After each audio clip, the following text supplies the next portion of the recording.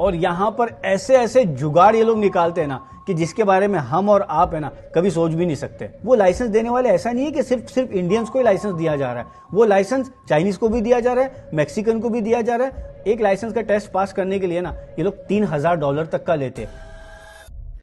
America में जितने भी लोग असाइलम वगैरह सीख कर रहे हैं या जो भी लोग अमेरिका में आकर यहाँ पर सेटल होने की देख रहे हैं ना इलीगली, उनके लिए ना यहाँ पर मुश्किल काफी बढ़ चुकी है। ये सबसे बड़ी वजह है यहाँ पर ना पिछले 6 महीने में ये तीसरा क्रैश है, ये तीसरा ट्रक ड्राइवर है जिन्होंने अपने ट्रक को क्रैश किया एक गाड़ी के साथ में, और जहां पर एक 65 इयर्स ओल्ड एक अमेरिकन सिटीजन थे, उनकी जान चली गई। सो आज मैं बात करने वाला हूं सुखदीप सिंह की, जिनको है ना इंडियाना स्टेट में पुलिस पकड़ती है और इनको आइस के पास दे देती है। आओ पहले देखो इस वीडियो में एग्जैक्टली हुआ क्या है, फिर इसके बारे में हम लोग बात करेंगे कि इससे जो लोग अमेरिका में फिलहाल रह रहे हैं और जो आने की सोच रहे हैं उनका इसके ऊपर क्या फर्क पड़ेगा। Driver accused of causing a fatal crash in Hendricks County is now in federal custody.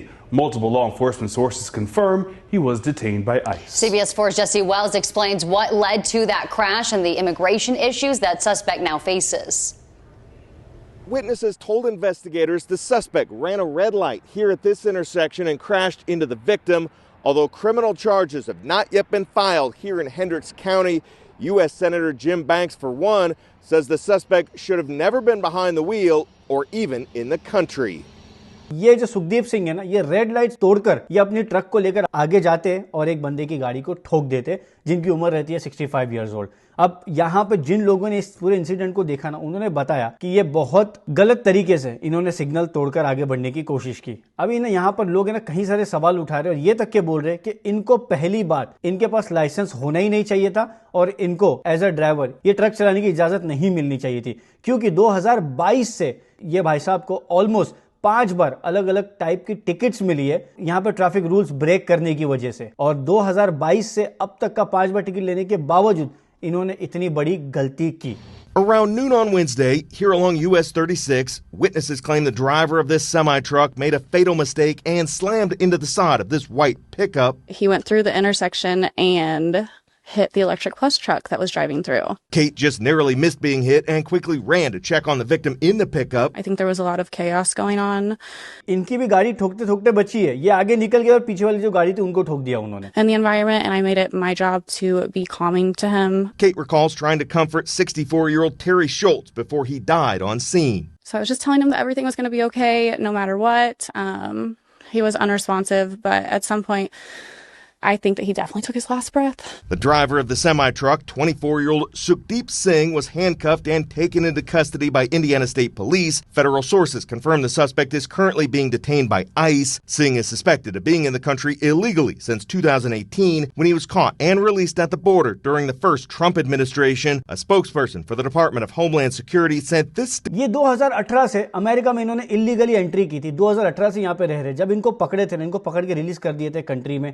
अब उसके बाद इनको ड्राइवर लाइसेंस मिला कैसे ना, ये सबसे बड़ा यहां पर सवाल है, क्योंकि डिपार्टमेंट ऑफ होमलैंड सिक्योरिटी है ना, वो क्लियरली कह रहे हैं कि यहां पे बहुत सारे इलीगल ड्राइवर्स ऐसे भी है जिनको इंग्लिश आती नहीं है, तो फिर उनके पास ड्राइवर लाइसेंस है कैसे। आओ देखो ये लोग क्या बोल रहे हैं। Statement following the crash, it's incredibly dangerous for illegal aliens who don't know our traffic laws or even English to be operating semi-trucks on America's roads. These tragedies are 100% preventable and we pray for the family and victim. U.S. Senator Jim Banks added, this is not bad luck. This is not just another accident. This is a national crisis. I'm sick of it. Senator Banks recently launched the Truck Safe Tip Line, allowing those in the trucking industry to report concerns about carriers employing illegal immigrants. Despite having a valid commercial driver's license, court records show the suspect received 5 citations in Indiana since 2022, the most recent being last month when he was ticketed for not having proper insurance. The Hendricks County 2022 से जैसा मैंने बताया इनको 5 बार already tickets मिल चुके थे और last ticket तो इनको लास्ट महीने ही मिली थी। किस चीज की? इनके पास इनफैक्ट जो इंश्योरेंस होता ना ट्रक का, वो भी एक्सपायर था। और यहां पर जो यहाँ के जो सेनेटर है ना, वो क्लियरली बोल रहे हैं कि ये सारी चीजें जो हो रही है ना, इनको रोका जा सकता है। कैसे? ये जितने भी इलीगल्स लोग यहां पर आकर काम करने की कोशिश करते हैं इस तरीके से, जिनको इंग्लिश वगैरह आती नहीं है, जो रोड साइंस वगैरह पढ़ नहीं सकते, जिन्होंने प्रॉपर टेस्ट देकर पास भी नहीं किए, उसकी वजह से ये सारे क्रैश यहां पर हो रहे हैं। अब है ना, इस वीडियो में मैं आपको एक और चीज समझाऊंगा कि ये लोग है ना टेस्ट पास कैसे करते हैं, ये लोग है ना लाइसेंस लेते कैसे हैं। अब आप लोग देखकर तो बोल रहे हो कि इनके पास प्रॉपर सीडीएल है, प्रॉपर इनके पास लाइसेंस है, मतलब इन्होंने टेस्ट पास किया उसके बाद इनको लाइसेंस मिला है। लेकिन यहां पर टेस्ट पास करने के लिए भी बहुत सारे जुगाड़ होते हैं यहाँ पर। और 5 बार टिकट मिलने के बावजूद अब यहाँ पर सबसे बड़ा सवाल यह है कि इन्होंने रेड सिग्नल तोड़ा क्यों? The County Sheriff's Office is still investigating the case. They say right now it's too early to know whether or not drugs or alcohol played any role in the fatal crash. Okay, अब ये लोग ये तक के सवाल कर रहे हैं कि भाई ये बंदा कहीं इसने कोई नशा वगैरह तो नहीं किया था गाड़ी चलाने के पहले। अब इन सारी चीजों के बारे में भी इन्वेस्टिगेशन होगी। और इंडियाना के जो सेनेटर ना जिम बैंक्स, उनका कहना है कि ये सारी चीजें बैड लक की वजह से नहीं हो रही है। ये सारी चीजें ना हम लोग आसानी से रोक सकते हैं। जितने भी इलीगल्स है ना, उनको यहाँ पर इस तरीके से लाइसेंस देकर गाड़ी चलाने की इजाजत नहीं देना चाहिए। उनका प्रॉपर टेस्ट होना चाहिए, पूरा बैकग्राउंड चेक होना चाहिए, उसके बाद ही उनको अमेरिकन हाईवेज पर यहाँ पर गाड़ी चलाने की इजाजत देनी चाहिए। क्यों? क्योंकि इस तरीके की गलती अगर हम लोग नहीं पकड़ेंगे ना, तो इससे कहीं सारी फैमिलीज है वो लोग है ना अपने उनके जो प्यारे हैं ना उनको खो देंगे। और हकीकत तो ये है कि ये लोग है ना जब ड्राइवर्स लाइसेंस लेने के लिए जाते हैं ना, ये लोग है ना यहाँ पर एक कैमरा फिट करते हैं चुप्पे से, एक शर्ट के अंदर होल करते, टी शर्ट में होल करते, कैमरा लगाते और उसके बाद कॉल के ऊपर सेटिंग करके कॉल के थ्रू ये लोग है ना यहाँ पर टेस्ट को पास करते हैं। और यहाँ पर ऐसे ऐसे जुगाड़ ये लोग निकालते हैं ना कि जिसके बारे में हम और आप है ना कभी सोच भी नहीं सकते। और मैं बता दूं, ये सारे जो भी इलीगल्स जो यहाँ पे इस तरीके के काम करते हैं ना, ये सिर्फ इंडियंस नहीं है, इसमें इंडियंस भी है, पंजाबी भी बहुत सारे हैं, लेकिन साथ ही साथ में कहीं सारे चाइनीज भी है जिनको यहाँ पर पकड़े हैं, कहीं सारे मैक्सिकन्स है जो इस तरीके से ट्रक चलाते हैं। तो मतलब इनको जो भी लोग लाइसेंस देते हैं ना, वो लाइसेंस देने वाले ऐसा नहीं है कि सिर्फ इंडियंस को ही लाइसेंस दिया जा रहा है। वो लाइसेंस चाइनीज को भी दिया जा रहा है, मैक्सिकन को भी दिया जा रहा है, कोई और कंट्री से आते हैं उनके हाथ में भी वो लाइसेंस का जुगाड़ करके उनको उसी तरीके से यहाँ पर काम दिया जाता है। अब आप लोग सोचोगे कि अगर अमेरिका के कानून इतने ही स्ट्रिक्ट है तो फिर इन लोगों को ड्राइवर लाइसेंस मिलता कौन है? ऐसे कौन लोग हैं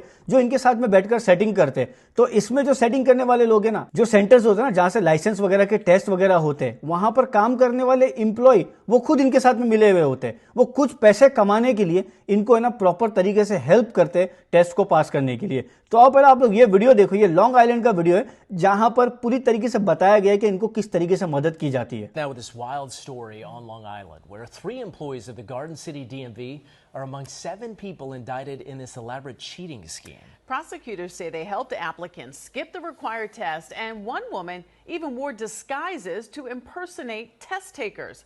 All 7 are now facing felony charges. There is a lot going on in this investigation, and Eyewitness News reporter Stacey Sager live now with the details in Garden City. Stacey. Well, Mike, we all know the DMV makes us go through certain tests to get our driver's license, and to get a truck driver's license is harder, as it should be. Well, prosecutors say this was really an elaborate corruption scheme, and some of the workers at this DMV almost got away with it.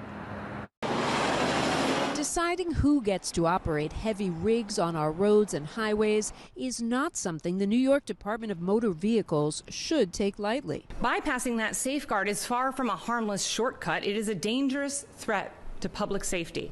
But that's exactly what prosecutors here in Nassau County allege in a 51-count felony indictment against 7 different people, including a supervisor at this DMV in Garden City, Kenesha Middleton. तो ये वो 7 लोग हैं जिनके ऊपर अभी case चल रहा है। इन लोगों ने मदद की थी। ये लोग हैं जो यहाँ पर है ना हेल्प करते हैं उन लोगों को जिनको भी है ना ड्राइवर लाइसेंस लेना होता है। क्या करते हैं? या तो उनकी जगह खुद जाकर इंटरव्यू देते हैं, अलग अलग फेस बनाकर। कुछ टेस्ट ऐसे होते हैं जो है ना पास करने में बहुत डिफिकल्ट होती है, स्पेशली ट्रक ड्राइवर्स के जो भी लाइसेंस वगैरह होते हैं वो लेने के लिए।